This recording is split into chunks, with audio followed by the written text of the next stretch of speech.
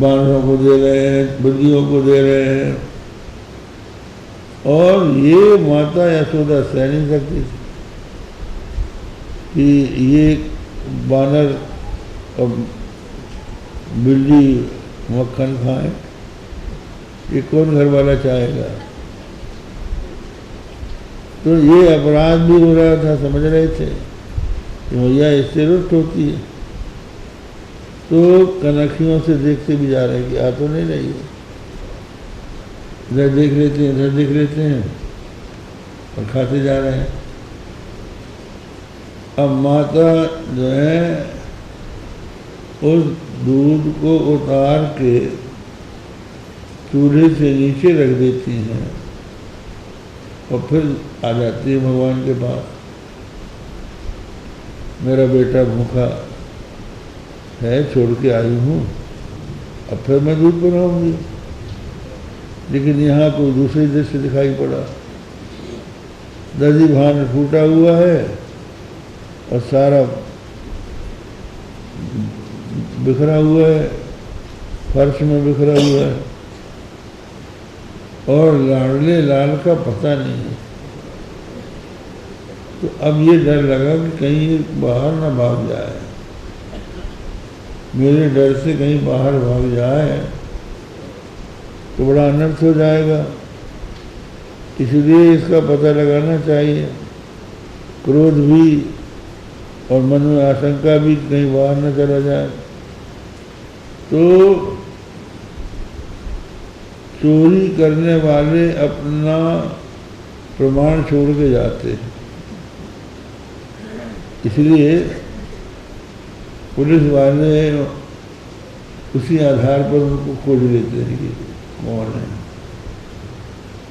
तो ये जब वहाँ से चले तो जो दही बिखरा हुआ था ना, उससे इनके पैर भीग गए थे। तो भीगे पैर से ये पीछे दरवाजे गए थे तो वो निशान लगे हुए थे। उसी निशान के आधार पर मैया यशोदा हाथ में छड़ी लेकर वहाँ पहुँच गई। अब भगवान खा रहे हैं, देख रहे हैं। मैया ने सोचा कि पता न लगने पर झपट के पकड़ लेंगे। तो बड़े दबे पांव से वो आगे बढ़ रही थी और जैसे ही पकड़ने को हुई वैसे ही भाग खड़े हुए। सब छोड़ के भगवान भागे और मैया पीछे पीछे दौड़ी। आगे आगे भगवान भाग रहे हैं, पीछे पीछे मैया भाग रही है। बीच बीच में जब माता थक जाती है, जूड़ा खुल गया, पसीना आ गया, कपड़े अस्त व्यस्त होते जा रहे हैं, सांस ले रही हैं। जब देखते हैं कि अब मैया थक गई तो खड़े हो जाते हैं और जब वो सांस भरने के बाद दौड़ती है तो फिर भागते हैं, पकड़ में नहीं आते। तो माता यशोदा सोचती है कि भागता है, पकड़ में नहीं आता, क्या करूं। तो मधुमंगल नाम का भगवान का एक सखा था, उससे पूछा कि मधुमंगल ये तो बता, मैं इसको पकड़ना चाहती हूँ, ये पकड़ में नहीं आता, क्या उपाय है। क्या मैया इसको पकड़ने का उपाय ये है कि भक्तों की सौगंध धरा, भक्तों की सौगंध धराएगी तो ये भक्तों की सौगंध के कारण खड़ा रहेगा, तो पकड़ लेना। माता यशोदा ने कहा ये ठीक। कन्हैया खड़ा रहे, तेरे सतयुग के भक्तों की सौगंध। भागे। अच्छा तेरे त्रेता युग के भक्तों की सौगंध, तू खड़ा रहे, तब भी नहीं भागा। तब भी नहीं रुके। तेरे द्वापर के युग की भक्तों की सौगंध तब भी न रुके। जब कहा तेरे कलयुग के भक्तों की सौगंध तो खड़े हो गए। एक घोर कलिकाल है। यहाँ कहाँ भक्ति का वातावरण, सर्वत्र जो है बहिर्मुखता छाई हुई है, बड़ी मुश्किल है। तो इन सब कठिनाइयों के बीच में यदि कोई भगवान का भजन करता है तो भगवान समझते हैं कि ये सच्चा भक्त है, कि इस अवस्था में भी इसने हमको नहीं छोड़ा। तो जो कलयुग के भक्तों की सौगंध माता यशोदा ने धराई, भगवान खड़े हो गए। तो मैया ने पकड़ा, हाथ पकड़ा, तो भगवान को रोता हुआ देख के लाठी को फेंक दी। कहा चल,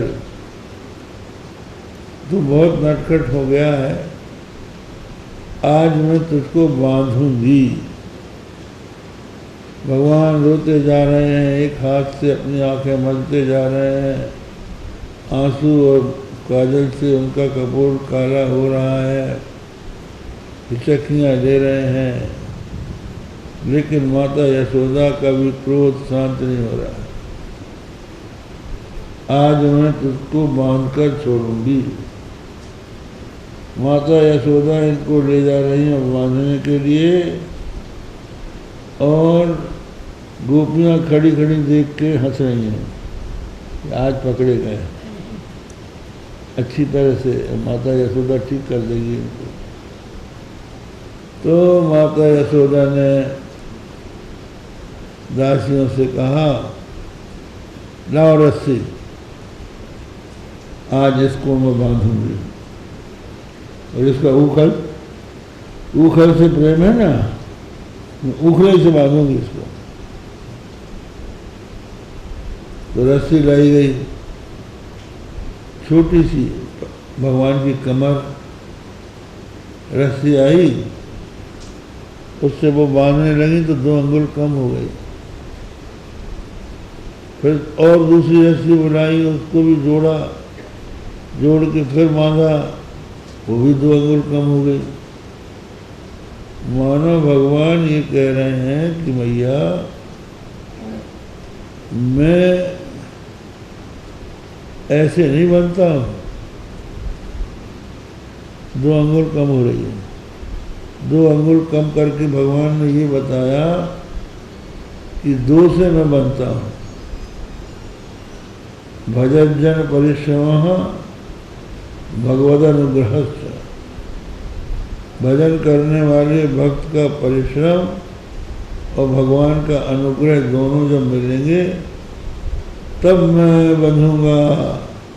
तो तू परिश्रम तो कर रही है, लेकिन जब तक मैं अनुग्रह नहीं करूंगा तब तक नहीं बंधूंगा। दूसरे,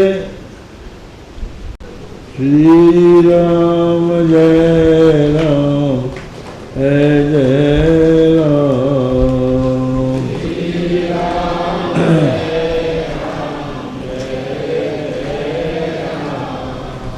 श्री राम जय राम जय जय राम,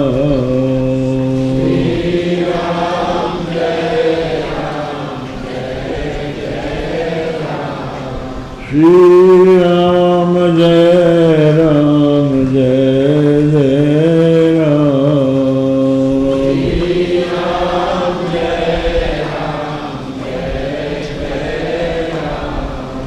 प्यारे जरा तो मन में विचारो,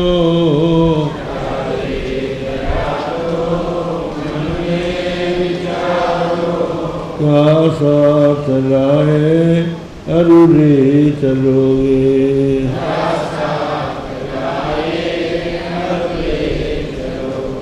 जाता सदा साथ यही पुकारो,